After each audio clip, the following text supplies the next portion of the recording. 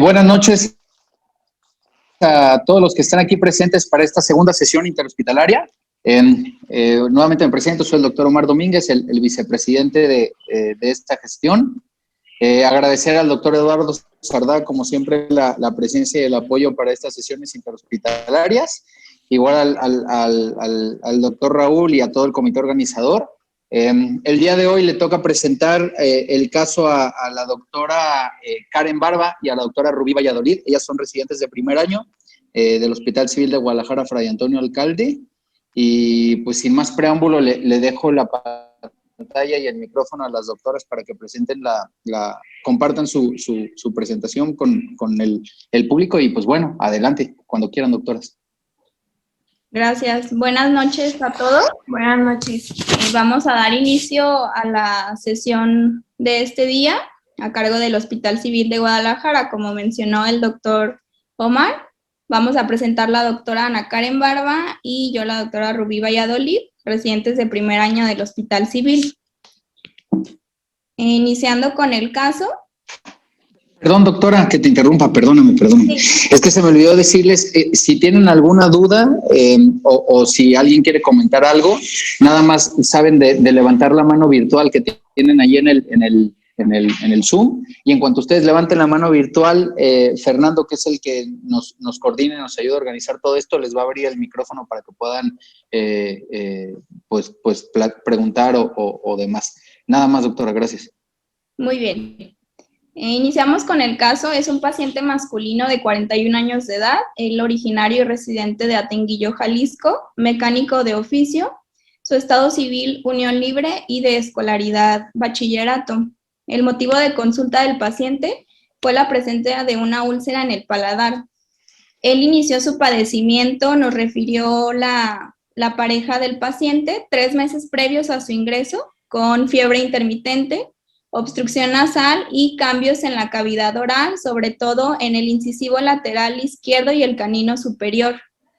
Él acudió con un odontólogo, quien le indicó un esquema de antibiótico a base de clindamicina y penicilina. El paciente no presentó mejoría con dicho esquema y después comenzó a notar que esta lesión de las piezas dentales se comienza a extender hacia el hemipaladar izquierdo con datos de ulceración y necrosis. Además nos refirió pérdida de peso de 13 kilos, por lo que 2 meses previos al ingreso acude con un otorrino, quien le solicitó una tomografía simple y refiere a nuestra unidad hospitalaria. Dentro de sus antecedentes de importancia, los heredofamiliares, el padre con diabetes tipo 2, el paciente con tabaquismo positivo a razón de 5 cigarros al día por 10 años, consumo de alcohol ocasional y toxicomanías positivas a consumo de cristal, hace 3 años durante 2 meses.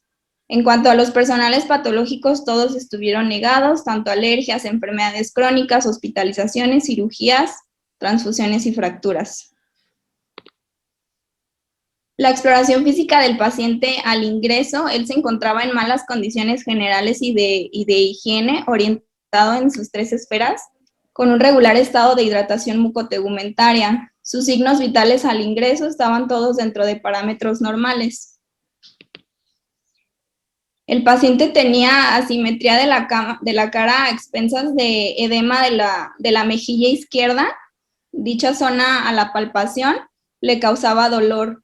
Al paciente, al igual que el ojo izquierdo, se encontraba proptótico en relación al derecho.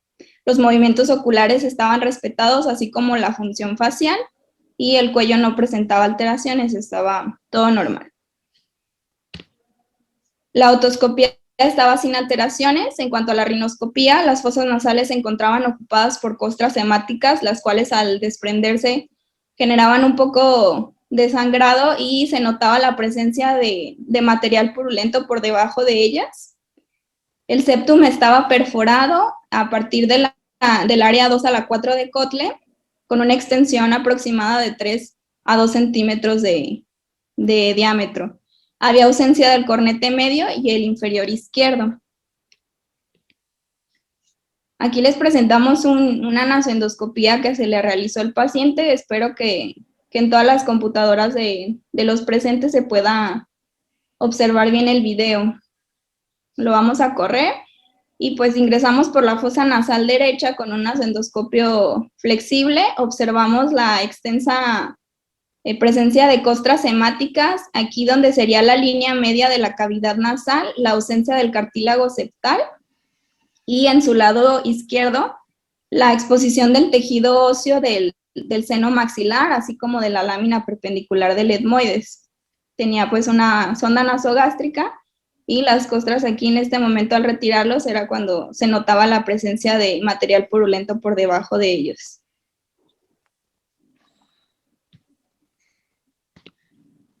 En cuanto a la exploración de la cavidad oral, esta se encontraba con un olor muy fétido.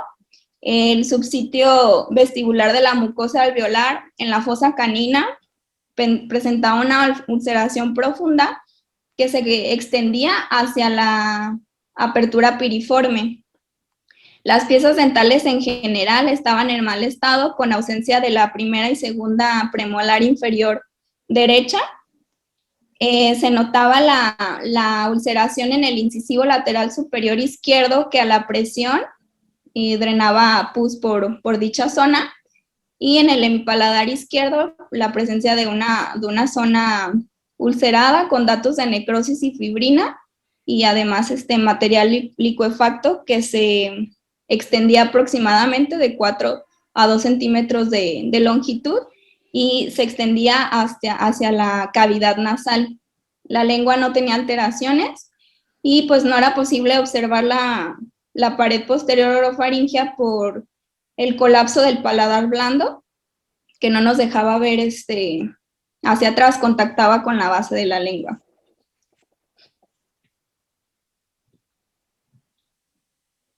No sé si hasta aquí tengan alguna duda en cuanto a la exploración física, la ficha clínica general del paciente. ¿Qué pasó, Reina?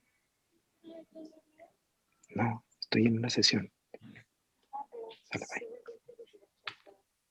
Sale, sí, uno sí. Yo creo que yo no tengo ninguna duda. No sé si el doctor Eduardo. No, tampoco. Estamos tranquilos. Pues bien, ¿verdad? Sí, o alguno Sí. de los participantes, Fer, no sé si alguien levantó la mano o que le siga la doctora. La doctora Edith Calderón y la doctora Ivonne Gaitaño tienen abierto su micrófono. Buenas noches. Yo tengo duda acerca de la sensibilidad de Buenas noches. en mi cara izquierda. ¿Estaba afectada o estaba respetada? Estaba respetada. Gracias. Hola, buenas noches. Tengo dudas si a nivel del cuello el paciente presentaba adenopatías. No había adenopatías palpables en el cuello. Gracias.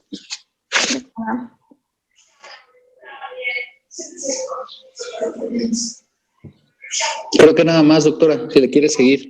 Ok, bueno, aquí también en esta diapositiva para hacer el ejercicio, si sugieren algún estudio inicial o qué abordaje ustedes le hubieran iniciado a este paciente para comenzar a ver los estudios que vamos a explicar. No sé si alguien quiera sugerir alguno o... No sé, Fer, si alguien levantó la mano igual. Y la doctora Lidia Karina Bermúdez ya tiene el micrófono abierto. Hola, buenas noches. Pues Buenas la noches. evaluación inicial del paciente se tomarían los laboratoriales y un cultivo o una impronta para ver hongos, ya que tenemos ahí a la mano. Posteriormente podríamos pasar a una tomografía simple de nariz y senos paranasales. Muy bien. No sé si alguien más. No sé si alguien más o ya podemos pasar a los estudios. No, ya nadie más. Creo que yo le pediría también reactantes de fase aguda y exámenes, factor reumatoide, aparte del cultivo y demás, yo pediría factor reumatoide, pediría probablemente anticuerpos antinucleares, pensando en algo reumatológico, CEANCAS, PEANCAS y demás, ¿no? La tomografía estoy de acuerdo como abordaje inicial, pero creo que por la extensión de la lesión y demás, una resonancia magnética no estaría descabellada. ¿El doctor Andrés tiene un comentario? Sí, nomás. ¿Sí me escucho? Sí. Sí, doctor. el tiempo de evolución de la úlcera? Los 3 meses. Creo que 3 meses, ¿no? Sí, 3 meses. Gracias. Yo quisiera agregar también un detalle por ejemplo, si ya vamos a solicitar el estudio de imagen, yo en lo particular digo, ¿por qué simple? ¿Por qué no con contraste? Estamos viendo un paciente que tiene una úlcera, o sea, eso, a mi juicio, necesitamos más evaluación. Si vamos a pedir la tomografía, el doctor Romar ya estaba pidiendo una resonancia, pero yo creo que de inicio, con él en particular, si los laboratoriales no lo contraindican, yo le haría el estudio contrastado. Acuérdense que tiene proptosis, tiene una úlcera, tiene, o sea, varias cosas, tiene aumento de volumen de la cara. Yo creo que no solamente es ver cómo está el hueso, sino también cómo están las partes. Yo en lo particular, si a mí me preguntaran, yo diría, hay que ponerle contraste. Claro, doctor, estoy totalmente de acuerdo con usted. Solo como decía abordaje inicial, pues primero me gustaría ver los laboratoriales para ya después saber si la pido simple o contrastada, porque como Sí, el paciente claro. pues está con una, puede ser una inmunodepresión, tiene pus, usa cristal, entonces ya ahí pues sí sería Sí. ver infeccioso contra neoplásico. Sí, y habría que ver también, te digo, en los laboratoriales, entre otras cosas, pues bueno, ver si no, la función renal no nos impide poner contraste y esas cosas. Pero bueno, adelante, gracias. Muy bien. Entonces, iniciando, vamos a ver los laboratoriales al ingreso. La biometría hemática, pues de notar anemia, hemoglobina de 8.82, leucocitosis de 21,000 a expensas de neutrófilos. En cuanto a la química sanguínea y los electrolitos, la urea y la creatinina elevadas y fósforo, cloro y sodio bajos. Y en cuanto a los tiempos de coagulación, estos estaban alargados. A lo que nos comentaba el doctor Omar, que le solicitaría anticuerpos, factor reumatoide y reactantes de fase aguda. Los reactantes estaban elevados y los anticuerpos estaban todos negativos. Anticuerpos antinucleares, etcétera, factor reumatoide y todo eso estaba negativo.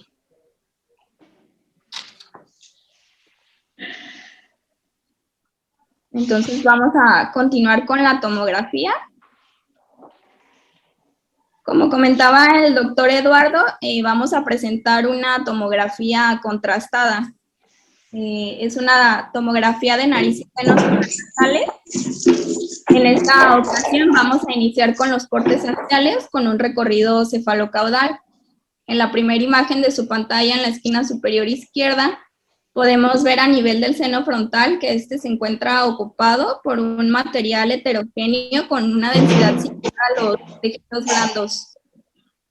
Continuando en el siguiente corte, a nivel del etmoides, podemos observar las celdillas etmoidales izquierdas ocupadas con afección de la lámina papirácea de ese mismo lado y las celdillas etmoidales derechas ocupadas parcialmente. Esto también nos condiciona la celulitis orbitaria, afecciona a los tejidos blandos del globo ocular izquierdo y proptosis del mismo. Aquí en esta línea lo podemos identificar un poquito más. Tal vez a simple vista no se ve tan obvio, pero con la línea podemos observar que sí está un poco proptótico el globo ocular izquierdo. Podemos observar también en los cortes posteriores que la infiltración de este material heterogéneo isodenso hacia el globo ocular izquierdo causa engrosamiento del vientre de los músculos, tanto el recto medial como el recto inferior, pues lo que nos condiciona la proptosis. Y las imágenes con densidad similar a los músculos a nivel del ápex orbitario.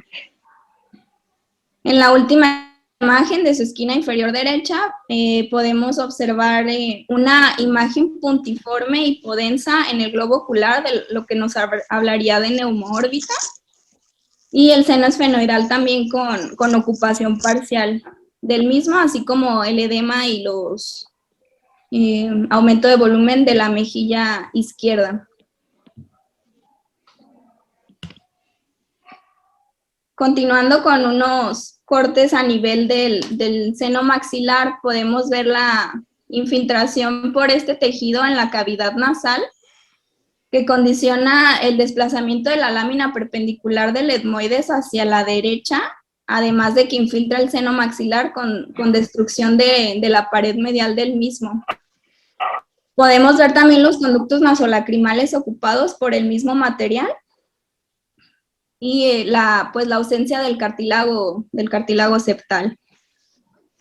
En las imágenes de abajo podemos observar la fosa pterigomaxilar también ocupada por este material. Si la comparamos con el lado derecho, podemos ver pues la morfología respetada y en el lado izquierdo la pérdida de esta, ¿no? Que está invadida por esta densidad que está en cavidad nasal y en los senos paranasales. Y pues ya como a nivel de oído, que podemos observar ya en estos cortes, podemos ver que las celdillas mastoideas derechas están neumatizadas y las izquierdas están ocupadas, tanto el oído medio y la cadena ossicular aparentemente íntegra. Y pues también de notar el edema de la hemicara izquierda. En este corte donde comenzamos ya a ver las ramas de las mandíbulas, podemos ver la pérdida de la morfología de los tejidos blandos alrededor de la misma, si comparamos con el lado contralateral. También a nivel del hueso palatino, en el siguiente corte se observa afectado con pérdida de la continuidad y adelgazamiento del mismo, que condiciona la comunicación oronasal. Además en el siguiente corte a nivel de la arcada dentaria, pues la pérdida de las piezas dentales que clínicamente ya habíamos comentado. Y en cuanto al espacio parafaringio y el masticador, los podemos ver también totalmente perdidos, y el espacio parafaringio incluso en el corte de la inferior de la oreja, comunicado hacia orofaringe. No podemos delimitar bien las estructuras del mismo si comparamos con el lado contralateral. Y pues el importante edema de la cara izquierda.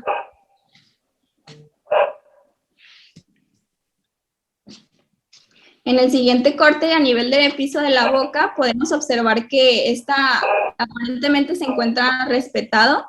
La lengua también, aunque resalta que en su base hay un cambio de la densidad. Si comparamos en esta región, si comparamos con la musculatura anterior, podemos ver que se encuentra esta región ligeramente hipodensa en comparación con los tejidos blandos anteriores, además de la glándula submandibular izquierda muy aumentada de volumen en comparación con la contralateral.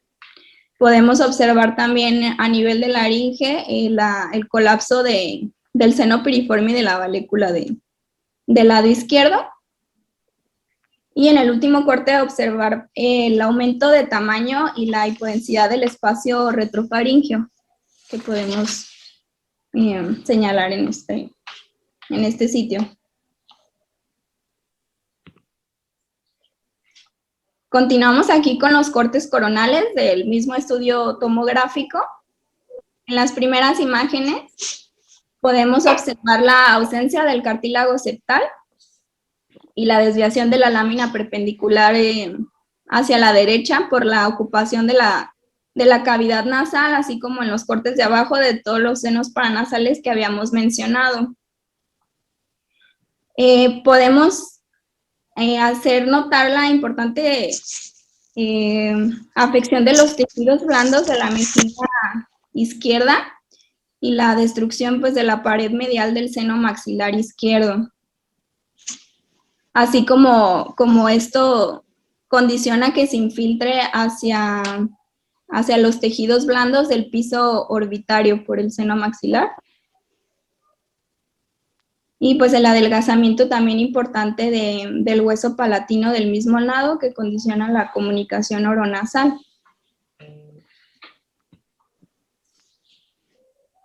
En los siguientes cortes, para hablar un poquito de la órbita, podemos observar que los músculos extraoculares izquierdos, principalmente el recto inferior y el recto medial, se encuentran engrosados y podemos alcanzar a distinguir una infiltración de un tejido heterogéneo por debajo del recto inferior que nos podría señalar tal vez una colección, que esta se comunica a partir del techo del seno maxilar.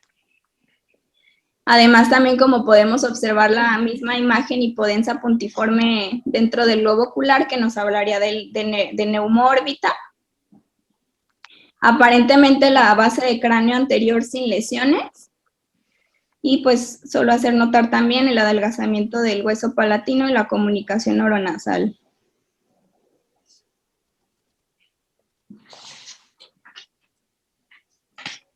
Y en esta imagen de la esquina superior izquierda podemos ver la ocupación parcial del seno esfenoidal, la nasofaringe también ocupada por el mismo material hipodenso y heterogéneo.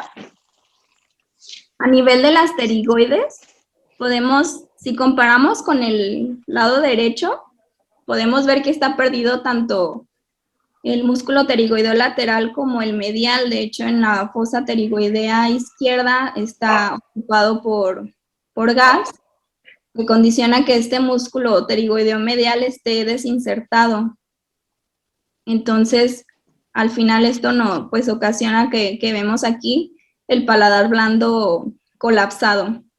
Y en este corte que alcanzamos a ver un poco la fosa infratemporal, también si la comparamos con el otro lado, se encuentra con pérdida de su anatomía normal, con infiltración por el mismo material heterogéneo y hipodenso que habíamos comentado.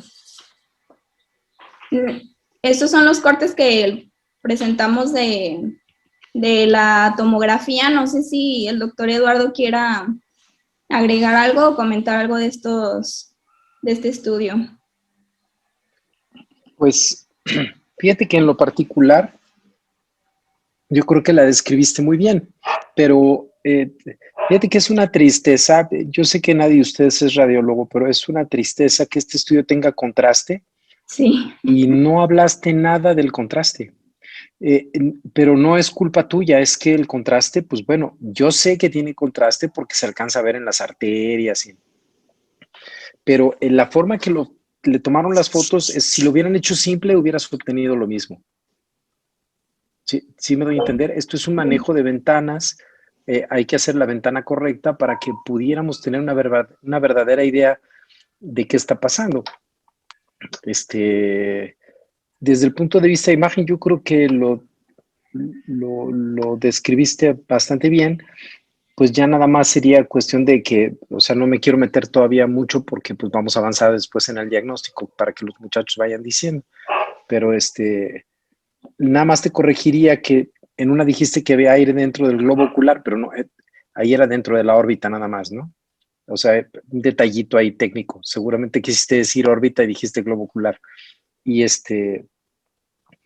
pero pues nada más. Sí, podríamos decir en forma así, más o menos de resumen, que tenemos un proceso que está afectando, se fijan, el paladar, tiene una zona de necrosis, se comunica hacia la boca, tiene afección de la lengua, tiene afección de la nariz, tiene perforado el septum, tiene edema de los tejidos blandos del dorso de la pirámide, tiene aumento de volumen de la mucosa que recubre las fosas nasales, tiene afectado el seno maxilar, se sale del seno maxilar, se va hacia la zona retroantral, hacia la fosa subtemporal, y tenemos también afección orbitaria, lo que dijiste del músculo recto interno, del recto inferior, tenemos afección del saco lacrimal, hay aumento de la densidad de la grasa orbitaria, también eso, algunos detallitos a lo mejor no dijiste, pero todo esto que estamos comentando lo tiene. Si tú te fijas, incluso el ápex orbitario también. Entonces, pues es un proceso bastante extenso, ¿no? Los tejidos blandos anteriores de la cara tiene edema del tejido celular subcutáneo, tiene edema de la fascia,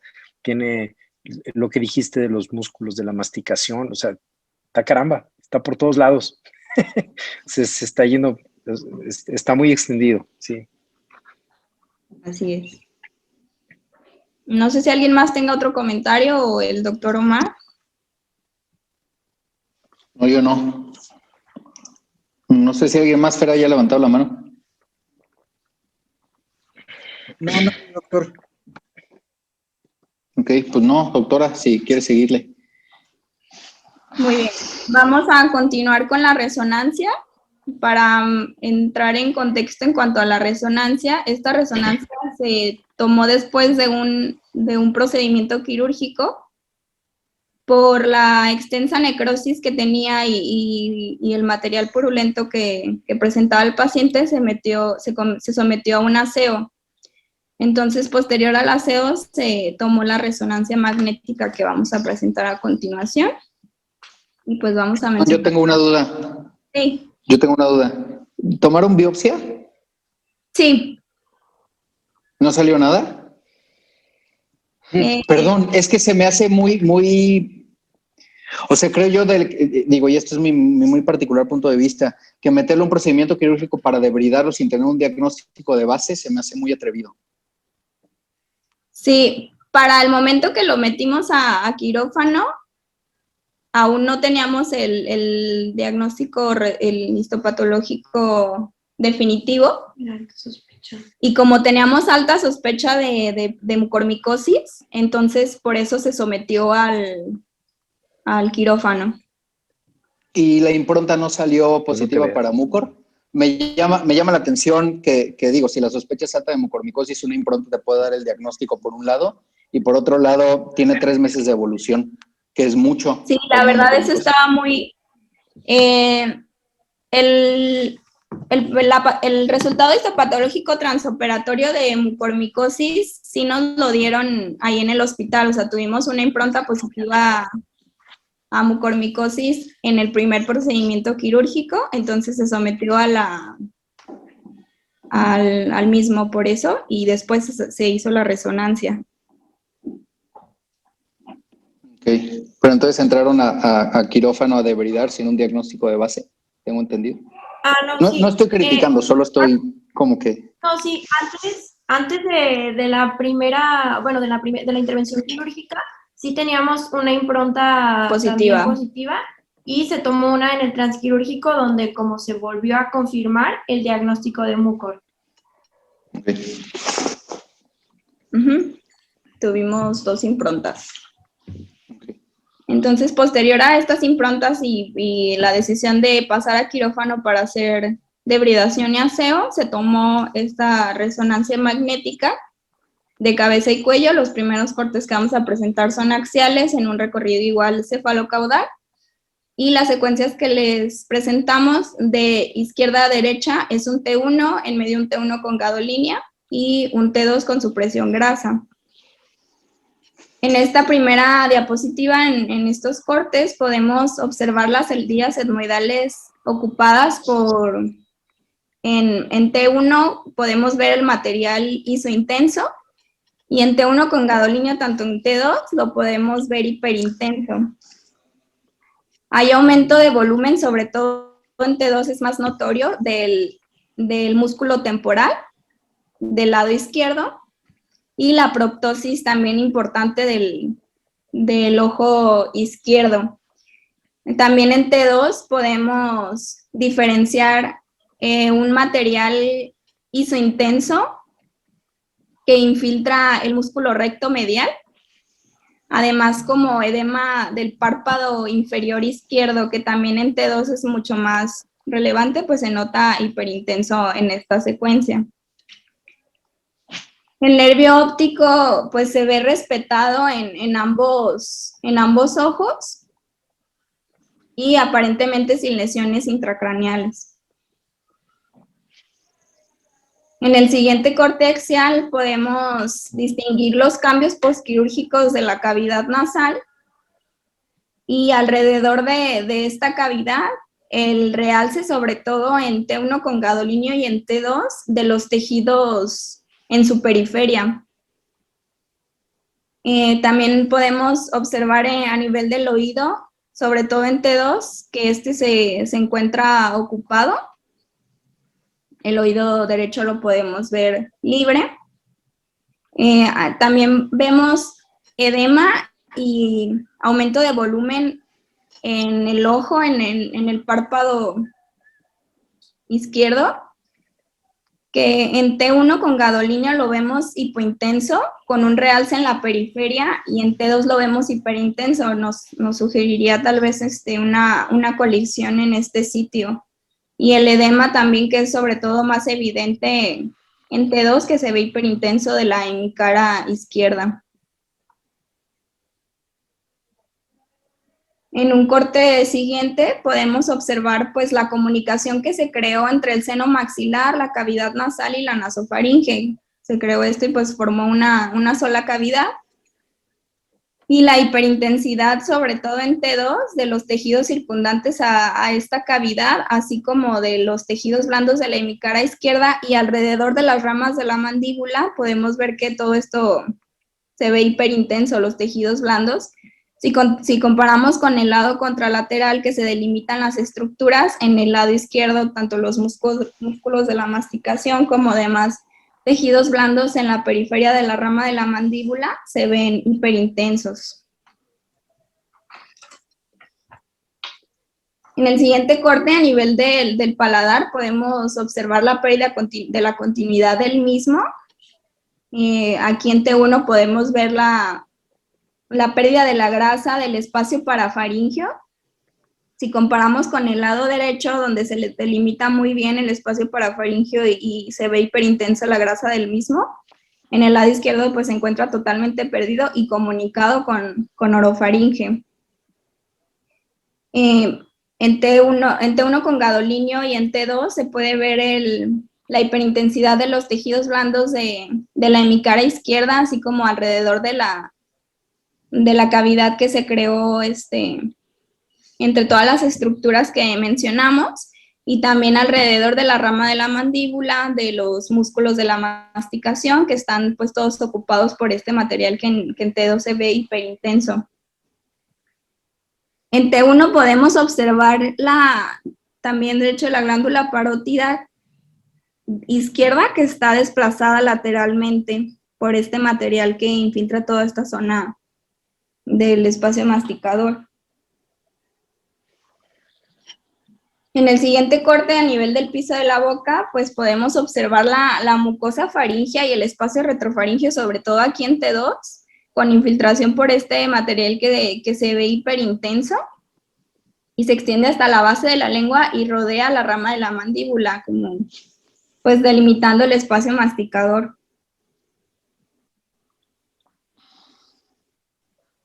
En estos cortes coronales de la resonancia, podemos observar pues la cavidad nasal vacía, que fue todo lo que se unió postquirúrgico. En T1 con gadolinio y en T1, bueno, en todas las secuencias se alcanzan a observar el cornete inferior derecho y pues del lado izquierdo toda la pérdida de la anatomía de la cavidad nasal. La pérdida de la integridad del paladar, que condiciona la comunicación con la cavidad oral. En T2, la importante afección a los tejidos blandos de la hemicara del lado izquierdo, así como del piso orbitario y del párpado, donde también podemos observar como en los cortes axiales se veía una zona hipointensa en T1 con gadolinio con un realce en la periferia, y en T2 todo esto hiperintenso de la infiltración a este sitio, que condiciona que el cono orbitario esté desplazado superotemporalmente. El nervio óptico y la arteria oftálmica y vena oftálmica aparentemente sin lesiones en ambos ojos. Y en el siguiente corte, pues distinguir la pérdida de la integridad, como lo habíamos estado mencionando, del espacio parafaringio izquierdo, que aquí pues se alcanzaría a delimitar un poco dónde estaría su anatomía normal, pero pues totalmente perdida, invadida por este material que sobre todo en T2 se nota hiperintenso alrededor de la rama de la mandíbula y los tejidos pues circundantes a estas, y sin lesiones aparentes intracraneales. No sé si también tengan algún otro comentario en cuanto a la resonancia, el doctor Eduardo, el doctor Omar o algún otro doctor. Pues lo describiste muy bien, ¿no? Ahora sí que, pues, ¿qué más podemos agregar? Nomás es un proceso que está prácticamente, así como hablan de la automastoidectomía, en los pacientes que tienen colesteatoma, aquí dice uno, híjole, pues hizo una autohemimaxilectomía, casi se fue el proceso palatino al maxilar, el proceso alveolar, se fue el septum, se fueron los cornetes, eso como una gran cavidad que se ve en la zona. Luego, pues la afección de las partes blandas, insisto, se veía afección de partes blandas del dorso de la nariz, la mucosa de la nariz, se ve también afección del espacio masticador, del espacio parafaringio, se va incluso hacia la fosa, más bien hacia la porción extracraneal por donde se va el temporal, ¿no? Que eso es parte todavía del espacio masticador. Y pues bueno, la verdad es que pues hay poco que agregar. Una de las imágenes que tenías, si regresas una de las coronales, me gustó que se ve, fíjense, en la imagen T2, se ve semejante una área hiperintensa en el reborde, como bordeando a la órbita en el lado derecho, pero eso es en celdillas etmoidales, ¿te fijas? Es etmoides y el techo del seno maxilar. Y en el otro lado, muy curioso, porque lo que se ve es intraorbitario. Entonces, en un lado es extra y en el otro lado es intra. ¿Te ves qué bonito? Y se ve semejante, pero como semiológicamente desde el punto de vista radiológico es diferente. Uno tiene afección de músculo recto interno, recto inferior, grasa intraorbitaria, y el otro, todo lo que está dentro de la órbita está respetado y todo es afección de pues etmoides maxilar y un poquito fosa nasal, ¿no? Me gustó esa imagen, me llamó la atención eso.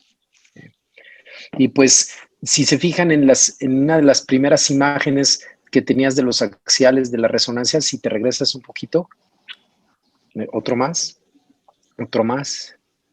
Ese es el primero. Eso que estamos, sí, el segundo, la segunda, la que sigue, o sea, hacia adelante. Eso que decías, pues evidentemente es una colección, ¿no? Palpebral. O sea, y hacia la zona del palpebral está terrible también en una colección ahí en la zona. Y fíjense los tejidos del dorso de la pirámide que les decía, cómo está afectado. Eso en particular es muy llamativo desde el punto de vista de imagen. ¿Le puedes seguir? Y hacerte una precisión en tu descripción. Un poquito más adelante, por favor. Otra más. Bueno, ahí si ustedes se fijan, vean los tejidos blandos de la región anterior. De hecho, ahí se ve, pues, está terrible, ¿no? El edema cuando si compara un lado con el otro y se ve que está ulcerado ahí. Esa imagen no la vimos clínicamente, pero me imagino que si ustedes sí lo vieron, se debe de haber visto ahí un hoyo. Es muy llamativo. ¿Me pasas la siguiente, por favor? Pero en esta tú decías que bordeaba el cuerpo de la mandíbula. Y fíjate que aquí ya no está la mandíbula, lo único que estamos viendo de la mandíbula es el mentón, es la zona de hasta adelante. Sí, esto. Sí, esa. Lo que está señalando atrás, eso que está señalando es la glándula submaxilar y estamos viendo edema alrededor de parte de la glándula submaxilar. Ajá, pero ya ahí ya no hay mandíbula. Es nomás un detalle desde el punto de vista de la anatomía de la zona, ¿no? Pero sí, pues evidentemente tenemos cambios inflamatorios también o edema en la zona del espacio retrofaríngeo que lo comentabas y también alrededor de la glándula submaxilar en la región de los tejidos de la zona. Sí, nomás como una precisión nomás de detalle. Muchas gracias. Esa está bien bonita. No, de nada. No sé si alguien más tenga algún otro comentario. No sé, Fer, si alguien levantó la mano. No, nadie, doctores. Yo, doctora, como puedes ver después de la resonancia y demás, creo yo, a mí me queda mucho más claro lo que nos enfrentamos. Yo te quería preguntar si hubo alguna razón por la cual decidieron no tomarle resonancia magnética previo a que ustedes lo metieran a cirugía. Por lo que veo, creo que le hicieron, que fue lo debridaron vía endoscópica, me imagino, ¿no? Sí, así es. Sí, como tuvimos la primera impronta con Mucor, entonces primero se decidió pasar a quirófano, se debridó vía cirugía endoscópica y pues ya posteriormente continuamos con el abordaje y se tomó la resonancia. ¿Y hubo alguna razón por la cual no tomar resonancia antes de la primera cirugía? Pues que... O sea, creo que tener diagnóstico de Mucor no es como que una contraindicación, pues, pero... Pues ya después de que se hizo la debridación, ya fue que se empezó a sospechar en algún proceso neoplásico y fue por eso que se pidió la resonancia. Ok. Lo pregunto de manera dirigida porque creo yo, y igual estoy equivocado, corríjame si es así, hay pocas indicaciones cuando se encuentra un proceso ocupativo a nivel de senos paranasales, son pocas las indicaciones para una resonancia magnética. Y creo que tu paciente tiene más de una. Por ejemplo, tiene proptosis, invasión a la órbita es indicación para una resonancia magnética, tiene afección de tejidos blandos, es indicación para una resonancia magnética, tiene otitis media serosa con involucro de la nasofaringe, que es indicación para resonancia magnética. Entonces, creo que a lo mejor algo de provecho pudo haber sido tomar una resonancia magnética, no después de debridarlo, sino antes, para tener una idea un poco más clara de lo que se iban a enfrentar. Y por otro lado, otra pregunta sería, por ejemplo, si esto es Mucor y están pensando en Mucor, si ustedes hubieran hecho resonancia magnética, la resonancia magnética hubiera demostrado invasión al sistema nervioso central, ¿hubieran cambiado su conducta a seguir o lo hubieran debridado igual? No, si hubiera cambiado la conducta. La resonancia también, como comentario, doctor, no sé, o sea, aparte por la sospecha de Mucor que se decidió pasar primero a quirófano, pues en el hospital sí es un poquito más difícil, por el volumen de pacientes, la toma de estos estudios. Entonces, pues valoramos un poquito la espera a la toma de la resonancia o el pase a quirófano. Entonces, como iba a ser un poquito más difícil y más tardado tomar el estudio, por eso también se decidió pasar primero a quirófano. Ok. Y bueno, pues si sí hubiera presentado infiltración a sistema nervioso central, pues sí hubiéramos cambiado definitivamente la conducta terapéutica. La verdad es que clínicamente el paciente pues nunca presentó focalización o algún dato. Toda la exploración de pares craneales y neurológica siempre estuvo respetada. Entonces también eso nos dio como pues una espera a que no estuviera, nosotros pues imaginábamos que no estuviera infiltrado el sistema nervioso central. Yeah. La doctora Bermúdez tiene un comentario. Ya tiene el micrófono abierto, doctora. Hola, muchas gracias. Es un caso pues muy bonito y muy representativo, como ya nos dijo la doctora, es una mucormicosis pues podría ser rinorbitaria. En nuestro hospital, que yo soy R2 de Centro Médico Nacional de Occidente, es muy difícil conseguir una resonancia magnética. Por eso nosotros siempre nos vamos a la tomografía. Como dice la doctora, no tenía alteraciones neurológicas. Nosotros a lo mejor sí hubiéramos intentado pedir la tomografía, la resonancia, pero como sabemos que le dan mucha prioritaria a los pacientes oncológicos o que ya están con un diagnóstico oncológico, no nos es tan fácil conseguirla. Si ya tenemos un paciente con alta sospecha de Mucor o una impronta con Mucor y que ellos metieron a debridar, fácil que según pues la Asociación Americana de Enfermedades Infecciosas, tenemos un paciente con una infección grave porque ya tiene alteraciones hematológicas y unos leucocitos elevadas, pues lo importante aquí es debridar, quitar el foco infeccioso y posteriormente pues pasaríamos a lo que es el esquema antibiótico, que en primera instancia pues nosotros en nuestro hospital consideramos la anfotericina. Al principio, como es un paciente inmunodeprimido por la que inhala sustancias y ya tenemos ahí pues pus en el paladar, pues sí consideraríamos como primera instancia, pero no dejáramos de lado también pues lo neoplásico, por la pérdida de peso y por como nos habían comentado en el resumen, que era una úlcera en paladar y pérdida de 13 kilos, pues también podemos contemplar en nuestros diagnósticos diferenciales pues alguna otra diagnóstico neoplásico, como un linfoma de la línea media o pues un mucoepidermoide. Sin embargo, como ya nos dijeron las doctoras, en la mucormicosis, pues el paciente tiene una creatinina de 2.26, lo cual ahí sí no me animaba mucho a pedir lactal contrastada. Sí deterioraría más su función renal con la administración de anfotericina. En cuanto a eso, sí se comentó el caso en el servicio de nefrología, quien sí nos dio, pues sí comentó que sí se podía realizar el estudio contrastado, entonces por eso sí tomamos la tomografía contrastada y también se recibió antifúngico, también avalado por el servicio de nefro. Además, pues sí, siempre cuando tenemos pacientes con alteración de la creatinina, pero sí es prioritario tomar un estudio contrastado, pues siempre se prepara con soluciones y así para poder realizar el estudio. Claro, doctor, es correcto. No sé si alguien más tenga otro comentario. No, ya nadie, doctora. Muy bien. Entonces, pues ya la doctora que nos estuvo haciendo unos comentarios nos sugirió algunos diagnósticos. No sé si alguien tenga algún otro diagnóstico diferencial o que haya pensado durante la presentación que quisiera comentarlo.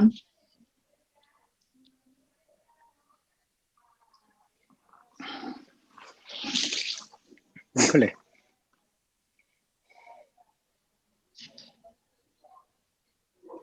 Pues, ¿alguien quiere decir algo más? Ahora sí que... Anímese, doctor. Pues yo desde el punto de vista de imagen, pues yo creo que evidentemente el Mucor era una de las muy buenas posibilidades. Si lo están poniendo en tela de duda es que no fue Mucor, ¿no? Sí, o a lo mejor fue Mucor con otra cosa, pero por ejemplo, yo casi siempre cuando veo una lesión del paladar como la que se veía, entre otras lesiones que hay que considerar es el carcinoma adenoideo quístico, por ejemplo, de glándula salival menor, cuando estás viendo por dentro de la boca. Pero ya cuando vi la tomografía, dices tú, híjole, pues esto pareciera de ese tipo de lesiones granulomatosas de la línea media, ¿no? Dentro del, por ejemplo, cuando uno ve un linfoma angiocéntrico, que ahorita ya lo comentaban de los linfomas de la línea media, es una de las cosas que pueden ser. Luego, me imagino que cuando tú preguntaste de los anticuerpos, estabas pensando en una enfermedad de Wegener, por ejemplo, que esa es otra de las posibilidades que podría uno tener, pero el curso clínico fue muy agresivo. También me ha tocado ver lesiones con perforación septal, sinequias, engrosamiento de mucosa y todas cosas cuando son que tienen rinoescleroma. Sí, el escleroma, dentro de otras que son rarísimas, por ejemplo, la misma tuberculosis, la lepra, pero el curso de evolución no es tan rápido. O sea, estamos hablando de un curso de tiempo muy corto, ¿no? En donde se me hacen 3 meses, se me hace mucho para Mucor, pero se me hace poco para otras. Entonces, así como que está en un rango de tiempo de evolución, pues un poquito más complicado, ¿no? Pero bueno, dentro de las cosas que creo que estaríamos obligados, pensando en proceso de tipo neoplásico, un linfoma angiocéntrico, se me hace que esa sería una de las posibilidades que también tendríamos que descartar, ¿no? Lo que se conocía antes como el granuloma letal de la línea media. Sí, entre otras de las posibilidades. Aunque viendo las imágenes, cuando empezaron a hablar de Mucor, dije yo, qué curioso que dijeron el diagnóstico desde ahorita. Y yo pensé, dije, bueno, pues porque pues sí parecía Mucor. Pero bueno, si no fue Mucor, pues entonces sí dice uno, caray, pues a ver qué nos dice el patólogo. Muchas gracias, doctor. No, de nada. Bueno, entonces vamos a pasar con los diagnósticos. En cuanto al diagnóstico sindromático, pues síndrome anémico y constitucional, topográfico estaba afectado a la cavidad nasal, los senos paranasales, nasofaringe, orofaringe, cavidad oral y órbita, y etiológico, tumoral e infeccioso. El resultado histopatológico nos arrojó una neoplasia maligna de células redondas e hipercromáticas de la mucosa de la pared lateral nasal con colonización micótica y bacteriana. La cavidad oral aparentemente negativa para malignidad, solo con datos de inflamación crónica, activa y severa con necrosis y pues la misma colonización micótica y bacteriana.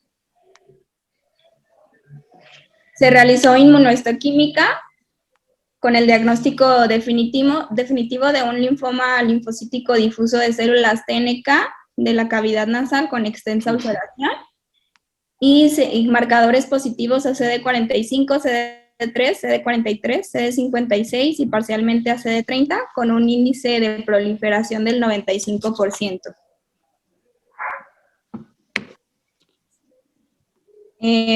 Posterior a esto pasaríamos a la revisión del caso. No sé si ahorita del caso quisiera, o del diagnóstico definitivo quisieran comentar algo o pasamos a la revisión del tema. Yo quiero comentar algo, pero no sé si alguien quiera comentar algo primero. Así. No, usted, doctor. No. Yo nomás iba a preguntar, o sea, finalmente fue un linfoma, pero además tenía también colonización por hongos, o sea, sí tenía además mucor, o sea, así es, estaba ¿sí tenía más cosas? Ajá, estaba sobreinfectado. O sea, era linfoma con mucor, ¿no? Pues imagínate nomás. Ok. Perdón, la doctora, ¿tiene un comentario? Doctora, ya tiene abierto su micrófono. Hola, buenas noches. Mi nombre es Paula, soy residente de segundo año de otorrino de Centro Médico.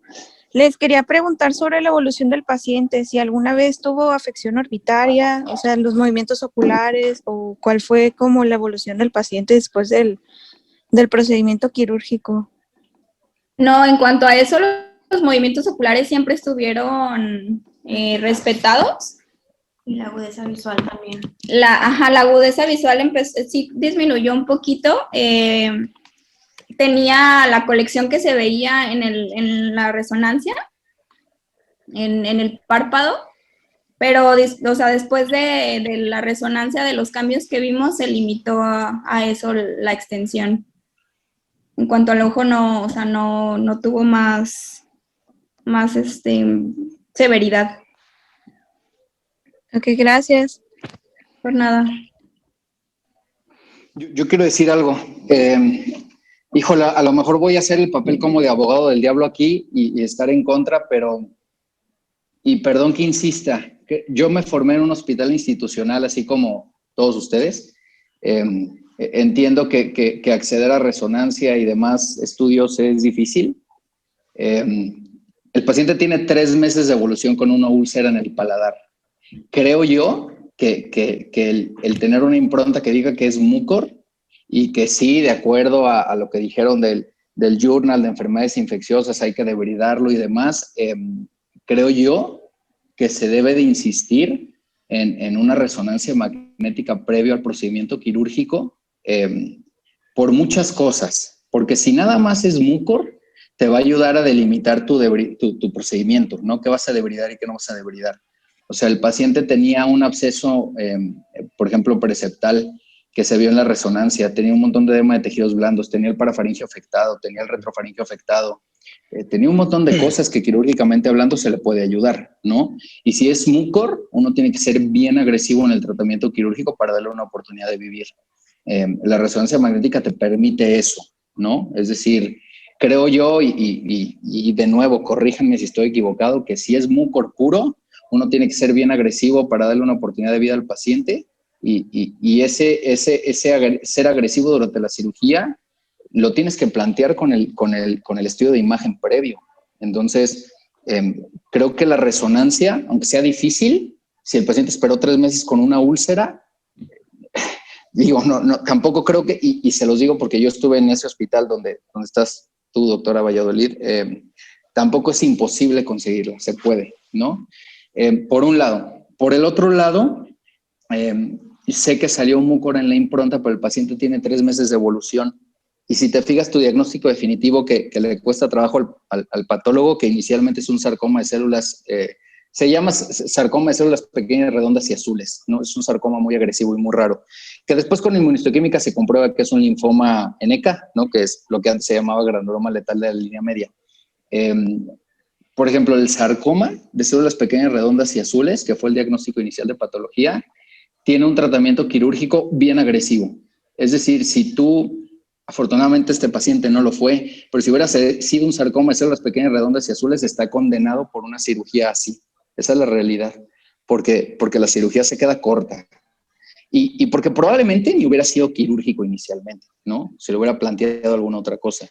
Y resulta ser un linfoma NK que está sobreinfectado con mucor, que evidentemente va a estar sobreinfectado con mucor porque el paciente con linfoma NK está inmunodeprimido y tiene pues todo el derecho a tener mucor, ¿no? Creo yo que las lesiones del paciente ni siquiera son por el mucor, son por el linfoma NK. Y entonces el linfoma NK, el tratamiento no es quirúrgico. Puede llegar a ser quirúrgico, no estoy diciendo que sea mal, pero no es quirúrgico puro, ¿no? Se trata con quimio y se trata con radio muchas veces en la zona, por ser un centro facial. Y entonces vuelvo a lo mismo, o sea, llevan un paciente a una cirugía que es una cirugía parcial, resolutiva del proceso infeccioso, pero que la base del paciente no es el proceso infeccioso como tal, es la neoplasia. Y entonces, insisto yo, porque, o sea, está bien, es un hospital institucional y es difícil conseguir imagen. Aunque sea difícil conseguir imagen, creo que no hay que quedarnos con la mala idea de que no se debe de tomar la imagen, ¿no? Es decir, la imagen es importante porque te ayuda a guiar pues todo, el diagnóstico, el tratamiento y demás, ¿no? Entonces, pues sí, yo no estoy convencido ni creo que sea una excusa no tomar la imagen, aunque esté publicado el debridamiento de urgencia, ¿no? Creo que no. Pero bueno, ese es mi muy particular punto de vista. Igual si quieres seguir con la revisión. Perdón, el doctor López tiene un comentario y la doctora Bermúdez también. Primero el doctor López Orozco. Hola, ¿me escuchan? Sí. Sí. Bueno, pensamos ahorita que comentabas lo de que es un linfoma sobreinfectado. Fue lo mismo, o sea, nosotros, aunque hemos visto varios pacientes de mucor que avanzan muy lentamente, igual no pensamos que fuera un mucor de 3 meses de evolución y teníamos la misma sospecha de que fuera un tumor sobreinfectado. Cuando se haya sobreinfectado, no sabemos cuánto tiempo tenía con el mucor, o sea, sabemos que tenía 3 meses con una lesión, que lo más probable es que la lesión tumoral y que posteriormente se infectó. ¿Cuándo se sobreinfectó? No sé, pero un día, horas que dejáramos la infección de la mucormicosis, eran horas que avanzaba la infección y que teníamos que pasarlo a quirófano antes. Entonces, por eso se tomó la decisión de pasarlo sin la misma resonancia. Y discutimos el paciente con hematología para darle el tratamiento con la quimio y con la radio, y hematología se negó totalmente a pasarlo con un proceso infeccioso por las mismas consecuencias que puede tener el paciente. De hecho, era hora que el paciente no se había pasado a su quimioterapia porque el paciente se negó a debridarse el ojo y está totalmente negado a que se le quitara el ojo, entonces seguía el proceso infeccioso activo ahí.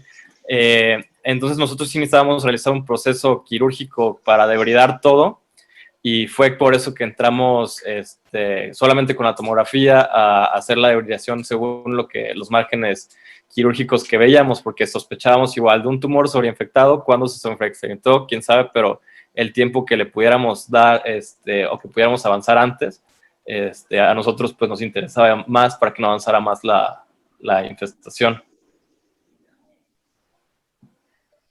Bueno, yo también estoy de acuerdo con el doctor. Yo creo que, bueno, en mi institución me han enseñado que el mucor se tiene que quitar lo más rápido posible porque si no avanza y el paciente, si no se nos va del linfoma, se nos va a ir del mucor. Entonces, cuando tuvimos el diagnóstico histopatológico, bueno, en ese caso tuvieron mis compañeros que están dando el caso, de verdad, yo tampoco estoy de acuerdo que un estudio se pueda aplazar. De verdad estoy completamente de acuerdo en que una resonancia magnética es sumamente importante en un mucormicosis para ver si tiene un comportamiento rinocerebral. Pero bueno, a mí lo que me deja de enseñanza este caso es que toda muestra de patología se debería de mandar, por ejemplo, a un cultivo de bacterias y de hongos, o viceversa, si estás sospechando en algo que en efecto un mucor no te va a durar 3 meses de evolución, sino es un poquito más agresivo y más rápido, pues también, ¿por qué no mandar una muestra de pato para que el patólogo te diga cuál es su opinión y ya confirmar ambos puntos de vista, en lo particular, en mi particular opinión? Muchas gracias a los dos. Es un caso bien complejo, ¿no? Sí. Está difícil. Está difícil, pues, y ustedes lo escogieron, se meten ahí en camisa como de 18,000 varas, pues. Pero Sí, la está verdad, difícil. nos aventamos, pero se nos hizo también, pues, muy interesante poderlo presentar, sobre todo por hacer el ejercicio tanto del resultado infeccioso, tanto tumoral, ¿no? Como no, que se pueden ir de la mano y no siempre Sí. pensar Claro. como entidades Yo no separadas. soy experto en Mucor. Claro, yo no soy experto en Mucor, la verdad no es lo mío, pero pues sí, está bien difícil el caso. Por ejemplo, ahorita que la doctora del centro médico, se me olvidó tu nombre, doctora, perdón. Por ejemplo, ahorita que hablaste del Mucor rinocerebral, si se hubiera ido sistema nervioso central, ¿lo hubieras debridado? No. Y hay Mucor que se va al sistema nervioso central y no presenta manifestaciones neurológicas, ¿no? Creo yo, no sé, porque no soy experto. Sí puede pasar. O sea, no es regla que sí presente. Entonces vuelvo a lo mismo. Híjole, la rezo como que les dije que iba a jugar al abogado del diablo, ¿no? Entonces, la rezo, pues sí. Yo entiendo que las horas son horas en el Mucor, pero si el sistema nervioso central te limita, ay. Fíjate que está difícil. Yo también aquí creo. Es un caso bien difícil, yo no sé. Fíjate que a mí me gustaría comentar acerca de esto. Creo que por muy llena que esté la resonancia magnética y por todo, creo que no deben de aceptar un no por respuesta. Sí me doy a entender. O sea, en un caso como este, donde era prioritario hacer la resonancia, donde urge tener todos los elementos para tomar, porque estamos hablando de la vida de un paciente y que, como decía el doctor Orozco, López,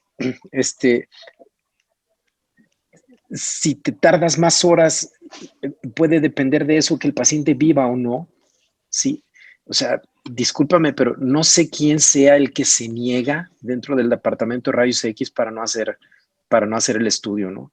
De hecho, yo creo que hasta, no sé, buen plan, a lo mejor lo estoy haciendo muy grande, pero hasta para ir con alguien, si es que hay alguna comisión de ética y todo eso, hay que ir y decir, oye, espérate, estamos hablando de la vida de un paciente, ma. O sea, quédate 15 minutos más, inviértele más tiempo a tu turno, pues ni modo, podría ser tu abuelita, tu mamá, podría ser tu esposa. Entonces, sí, o sea hay momentos donde no debemos de aceptar un no por respuesta. Sí, o sea, hay que ir, negociarla y conseguirla. Se acabó. O sea, en buen plan, ¿eh? O sea, así tiene que ser. O sea, qué mal plan que tengamos en nuestras instituciones personas que digan que no a cosas así, porque no debería de ser. Sí, pero no, yo invito aquí a los muchachos, a los residentes, que no acepten un no por respuesta en esos casos. Si el equipo está funcionando, está disponible, o sea, es más, yo estoy seguro que si van ustedes y hablan con un paciente que está ahí, a lo mejor para una columna lumbar, para una resonancia, hasta le ceden el lugar al paciente. O sea, yo también estuve en institución, ya tengo mucho tiempo que no estuve, ¿no? Pero oye, discúlpame, a mí a cada rato iban los residentes de otros servicios a negociar estudios que les surgían y no puedes decir que no. O sea, eso no se puede. O sea, hay ocasiones en donde, como en esto, donde ya no digas días, horas pueden ser vitales, hay que hacerlo. O sea, yo no sé con quién tengan que ir, pero hay que arreglarlo. O sea, hay que conseguirla. Sí, no tiene que ser la mamá del director, o sea, eso no importa, todos valemos igual. O sea, es un paciente que su vida está en peligro y hay que pasarlo, ¿no? Sí, así es, estamos de acuerdo en cuanto sí, eso lo tienen que pelear, no se dejen. Peleenlo. Sí, eso hay que ir por ello, o sea, eso no se vale. Y sí, soy consciente.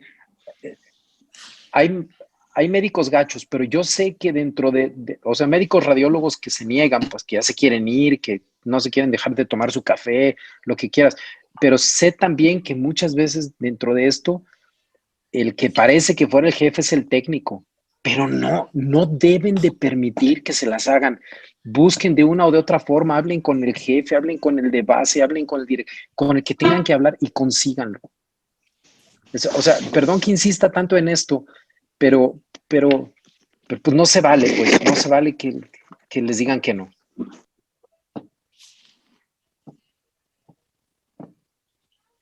Gracias, doctor. Sí, la verdad estamos de acuerdo, pero bueno, a veces es un tema un poco complicado en ese hospital. Sí, sí. Sí, en todos, en todos. Sí. Si no hay alguien más que tenga algún comentario o alguna duda, pues vamos a continuar con la revisión del caso.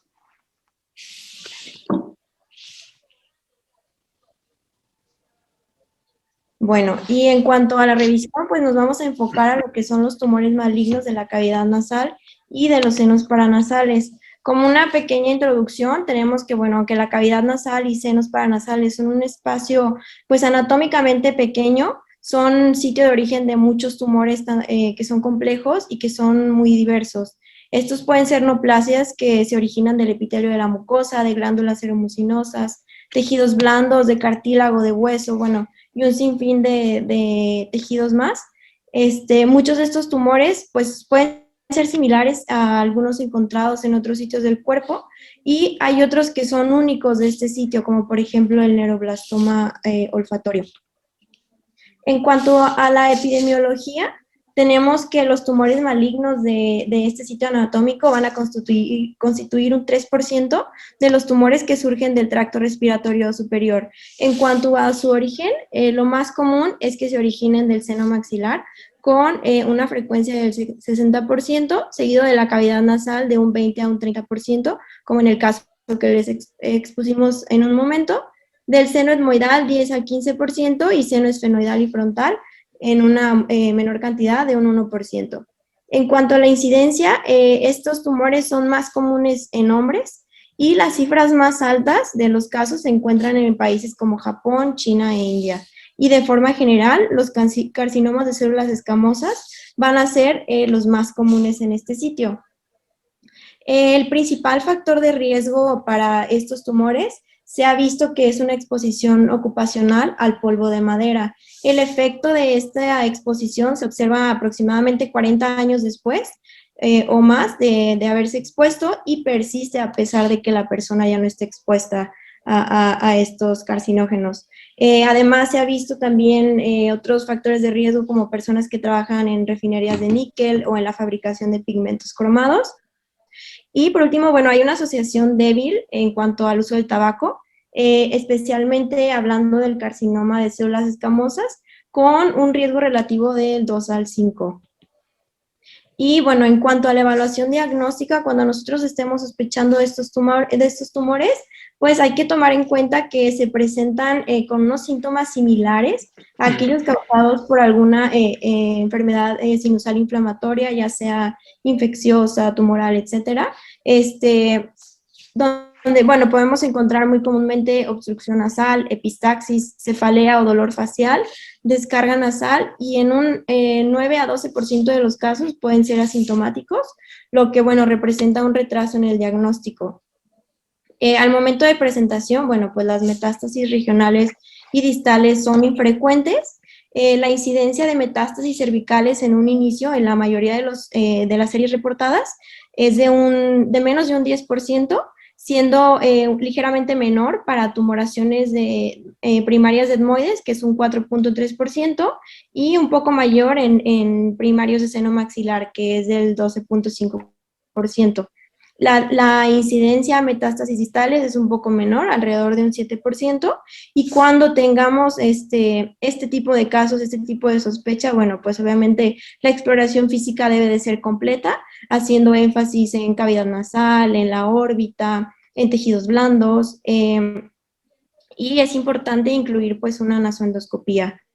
Si tenemos que el paciente presenta hipoestesia, ya sea del nervio infra o supraorbitario, bueno, pues esto nos da una fuerte sospecha de una invasión maligna. Otros datos que sugieren la presencia de un tumor son, por ejemplo, la proptosis unilateral, quemosis, involucro de músculos extraoculares, el efecto de masa en la mejilla, como en el caso de nuestro paciente, que haya surcos en las encías o que haya algo de dentición suelta. Entonces, para el abordaje, pues obviamente las imágenes radiológicas son esenciales para la estadificación de los tumores y para ver pues el seguimiento y la extensión. Cuando tengamos un paciente con un factor de riesgo importante, que tenga alguna neuropatía de algún nervio craneal, exoftalmos, que tenga alguna enfermedad nasosinusal que no mejore con tratamiento, pues es importante pedir un estudio contrastado, ya sea una tomografía contrastada o una resonancia magnética con gadolínio. Obviamente, bueno, sabemos las diferencias y las ventajas de cada estudio. La tomografía nos va a ayudar a definir bien las estructuras óseas. Si sospechamos de un tumor que se disemine vía hematógena, como un melanoma, por ejemplo, bueno, en algunos casos se considera pedir una tomografía de tórax o abdomen. Y en cuanto a la resonancia, esto nos ayuda bien a diferenciar los tejidos blandos. En cuanto a los senos paranasales, nos ayuda a diferenciar si se trata de una secreción o de alguna lesión que esté ocupando el seno. Además, nos ayuda a ver la extensión perineural y, bueno, tiene la ventaja de que pues, no radia a los pacientes. Ya solicitar un PET, bueno, pues ya es más que nada para ver la estadificación del caso y la supervivencia. Entonces, como les mencioné, pues bueno, las técnicas de imagen nos ayudan a ver la extensión de estos tumores, si tiene extensión a órbita, si tiene extensión intracraneal principalmente. En cuanto a la extensión de órbita, los límites o lo que nos va a sugerir si tiene o no una afección a estos sitios es, por ejemplo, que haya alteración a nivel de la lámina papirácea o en el techo del seno maxilar. Un dato importante que nos ayuda a ver si la grasa orbitaria tiene o no invasión es, por ejemplo, en este ejemplo de imagen, que es una tomografía en un corte coronal, vemos que esta delgada línea de grasa entre el recto medial y la lámina papirácea pues puede ser como un límite clave en la extensión del tumor hacia esta zona.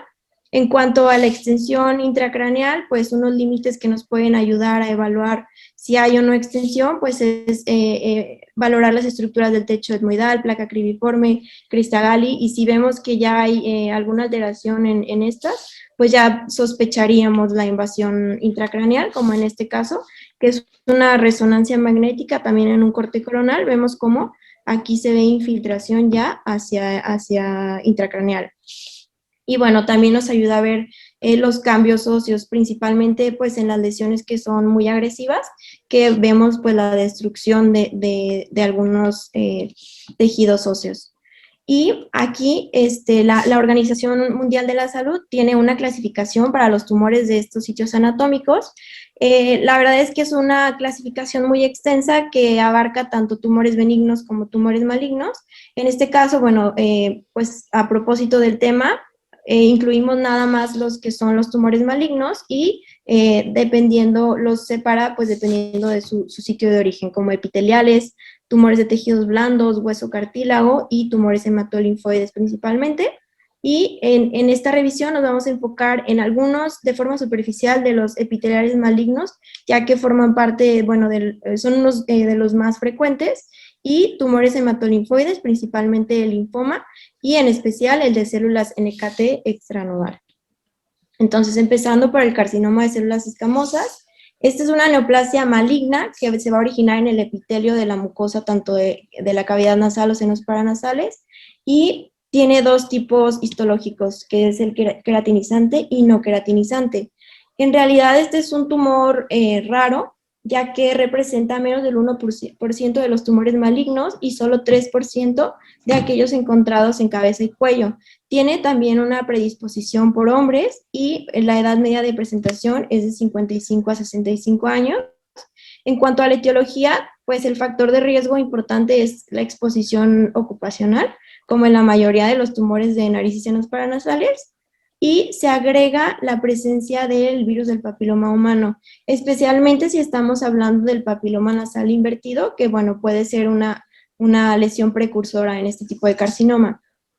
En cuanto a la localización, lo más común es que surjan del seno maxilar en un 60 a 70% de los casos. Si encontramos esta lesión ya a nivel de vestíbulo nasal, se considera un cáncer de piel. En cuanto a su aspecto macroscópico, aquí tenemos una imagen de una nasoendoscopía, donde vemos una tumoración de un aspecto exofítico que es friable, es hemorrágica, parcialmente puede estar necrótica y son infiltrativos. Aquí les puse un ejemplo de una tomografía de cráneo no contrastada, en donde el resultado histopatológico pues arrojó que es un carcinoma de células escamosas. Entonces, si se fijan, lo que vemos aquí en este corte coronal, pues va a ser una completa opacificación u ocupación de seno etmoidal, así como de seno maxilar del lado izquierdo. Y en este corte axial vemos también cómo esta masa que encontramos en cavidad nasal del lado izquierdo crea una desviación hacia el lado derecho en cuanto al septum, y bueno, la misma ocupación del seno maxilar que está en este corte. Y por último, como les mencioné, pues hay tipos histológicos, los principales son queratinizante, no queratinizante y células escamosas variantes. En cuanto al pronóstico de estos tumores, bueno, raramente metastatizan, a nódulos linfáticos recurren. La enfermedad local avanzada obviamente pues empeora el pronóstico, y tiene una supervivencia a 5 años del 60%. Si el origen de este tumor es de seno maxilar, la supervivencia es menor del 42%.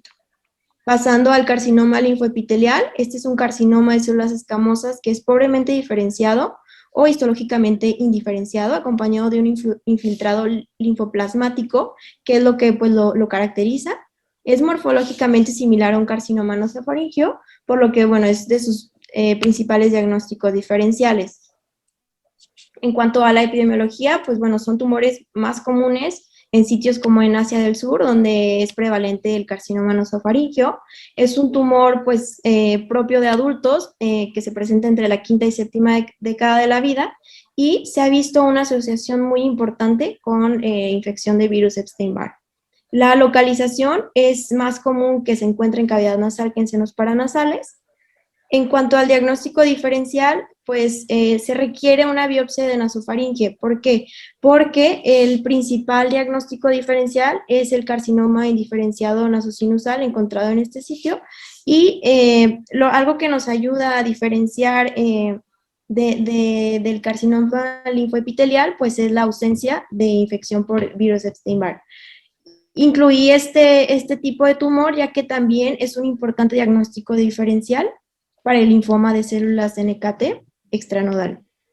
Y en cuanto al pronóstico, bueno, estos tumores suelen responder a radioterapia local y regional, y en caso de que presenten metástasis, la cual es más común a hueso, pues representan un peor pronóstico para el caso. Pasando a otro tipo de tumor, está el adenocarcinoma. Este es un tumor maligno de origen glandular del tracto sinonasal. Va a excluir al carcinoma de glándulas salivales. Lo podemos dividir en el tipo intestinal y no intestinal. Representa del 10 al 20% de todos los tumores malignos primarios de este sitio. En cuanto al adenocarcinoma del tipo intestinal, pues es un tumor de origen glandular, parecido a adenocarcinomas intestinales. La epidemiología es similar a los pasados, más común en hombres. La edad de presentación es similar a los 58 años. Y la etiología también se ha visto pues que tiene que ver con una exposición ocupacional, en especial al polvo de madera o de pieles, ya que estas partículas, en específico las que son mayores a 5 micras, se quedan como estancadas en los senos paranasales. Recordemos que las que son menores a 5 micras, pues ellas sí pueden pasar al tracto respiratorio inferior. En cuanto a la localización, el sitio de origen más común es el seno etmoidal, y solo un 10% al inicio de la presentación va a tener una metástasis a ganglios. En cuanto al pronóstico de estos tumores, son localmente agresivos, con una metástasis a distancia de hasta el 20% y una supervivencia a 5 años del 40%. En esta tabla vemos la clasificación histológica de tipo intestinal, en donde el tipo papilar tiene una mejor supervivencia y el tipo sólido y mucinoso tienen una supervivencia menor comparada con los otros tipos. Pasando al tipo no intestinal, se divide de bajo y alto grado. Prácticamente en lo que se diferencia, pues obviamente es en el pronóstico, es en el sitio de origen donde más comúnmente se origina, que el de bajo grado es en seno etmoidal, alto grado en seno maxilar, y los síntomas con los que se presenta. El de alto grado, aparte de que se le agrega obstrucción nasal y epistaxis, bueno, ya podemos ver dolor y deformidad facial. El de alto grado tiene una supervivencia a 3 años de un 20%. Y por último, pasamos a los tumores hematolinfoides. Vamos a hablar en especial del linfoma no-Hodgkin, ya que representa el 90% de los casos. Tenemos que los linfomas de este sitio son raros, representan únicamente el 1.5% de todos los linfomas. Estas son las neoplasias formadas de células linfoides. También son conocidos como el granuloma de la línea media o angiocéntrico. Y el linfoma es la segunda causa más común de malignidad en cavidad nasal y senos paranasales, de aproximadamente un 14% de todos los casos. Si hablamos de cavidad nasal, el linfoma de células NKT extranodal, pues es el más común. Si hablamos de senos paranasales, los linfomas de células B son más comunes, en especial el linfoma difuso de células B grandes. Es una enfermedad también más común en adultos que en pacientes pediátricos y más común en hombres. La edad de presentación del linfoma NKT es de los 53 años. En cuanto al de células B grandes, es un poquito después, a los 63 años. Y si tenemos algún paciente que es pediátrico, lo más común es que se trate de un linfoma de Burkitt. En cuanto a la etiología, en realidad se desconoce, pero bueno, se ha visto que en cuanto al linfoma NKT extranodal, tiene una importante asociación con el virus Epstein-Barr de un 95% al menos, y obviamente la inmunosupresión pues es un factor de riesgo. En cuanto a la localización, el seno maxilar es el seno más afectado, y estos tumores, bueno, causan una destrucción ósea y extensión local, por lo que lo podemos encontrar en órbita, paladar, cavidad nasal, nasofaringe, tejidos blandos y fosa infratemporal.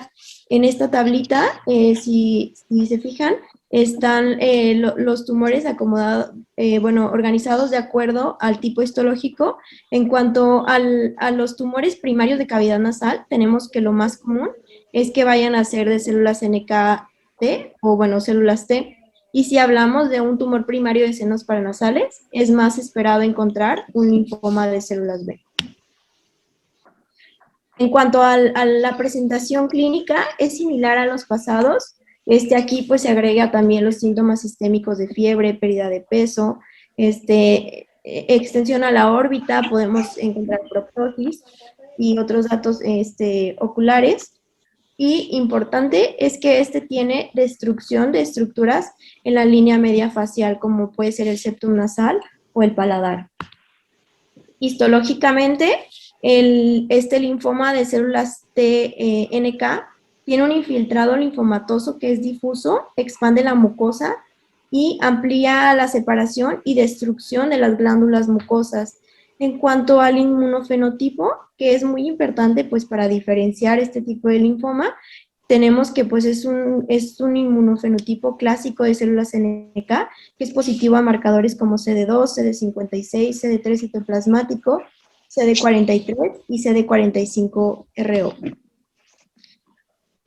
Y bueno, en esta imagen tenemos un ejemplo de una inmunohistoquímica donde la tinción pues dio positivo a estos dos marcadores que son típicos de este linfoma. para diferenciar de un linfoma de difuso de células B. En este caso vamos a encontrar unas células linfoides medianas o un poco más grandes de un aspecto de centroblasto o inmunoblasto, es decir, vamos a encontrar células B inmaduras, y lo que va a ser importante para diferenciarlo van a ser los marcadores, que es CD20 y CD79A. En cuanto al diagnóstico diferencial, pues la verdad es que puede ser cualquier infiltrado inflamatorio prominente, ya sea una lesión infecciosa, inflamatoria o granulomatosa. Por eso es muy importante la toma de biopsia. Y como un principal diagnóstico diferencial, que lo dicen muchas bibliografías, pues es la granulomatosis con poliangeitis. ¿Por qué? Pues por las lesiones destructivas nasales que causa muy semejante al linfoma. Aunado a esto, pues tenemos que la granulomatosis con poliangeitis, pues tenemos el involucro pulmonar, así como también la positividad serológica para anticuerpos citoplasmáticos antineutrófilos. Entonces, en esta tomografía tenemos un corte axial en donde se ve la ocupación de las celdillas etmoidales, así como también la pérdida de continuidad de la lámina papirácea y del septum nasal. Si recordamos, pues es similar a las que vimos del caso del paciente que presentamos. Y obviamente la histopatología también es muy diferente.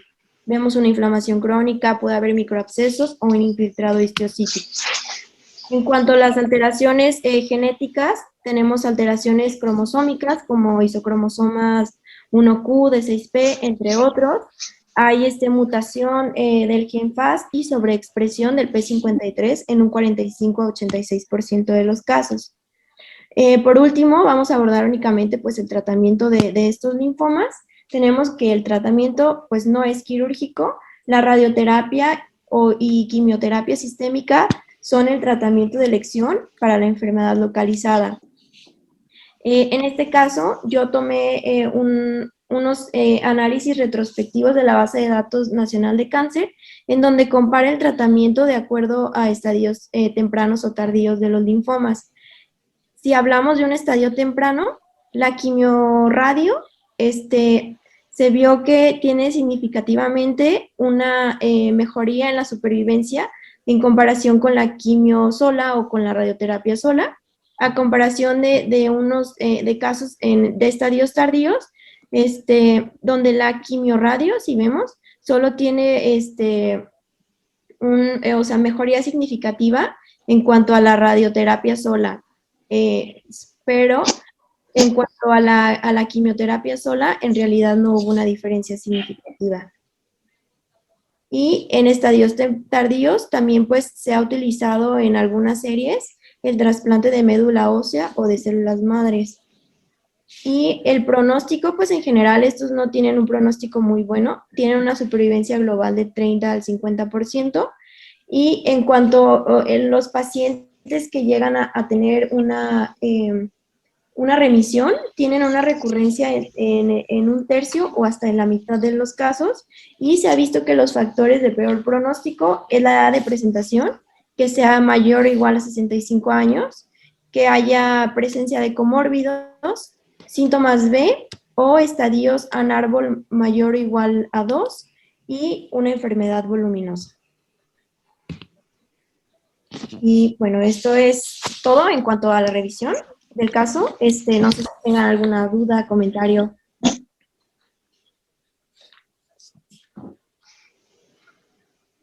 No, yo no, doctor Sardá, no sé si usted tenga algún comentario. No, nada, que muchas gracias por el caso. La verdad es que, como decías tú, qué valientes que se animaron a poner un caso de estos, pero son de los que más aprende uno, ¿no? De este tipo de casos. Se aprende mucho. Sí. Pues bueno, no sé si alguien más, Fer, tenga algún último comentario. No, nadie, doctor. Bueno, pues yo nada más, no me queda nada más que agradecerles a las doctoras por presentar el caso, al Hospital Civil, que fue el que le tocó esta vez, y pues bueno, a todos los que asistieron y por aguantar un miércoles a estas horas de la noche. Sí, doctor Sardá, sí. Como siempre, sí, muchísimas gracias, doctor. Ya sabe que le agradecemos mucho a nombre del Colegio de Otorrinos su apoyo siempre. Gracias. Y pues nos vemos en un mes con la siguiente sesión. Órale, gracias. Órale, buenas noches, bye. Hasta luego. Gracias a todos. Gracias, Buenas noches.